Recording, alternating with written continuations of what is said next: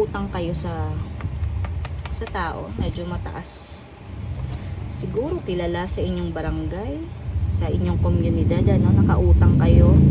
Or ikaw tong taong to na, or may nangutang sa inyo, no? May nangutang sa inyo at kayo yan na medyo kilala sa lipunan, no? Ano natin? So, ayan,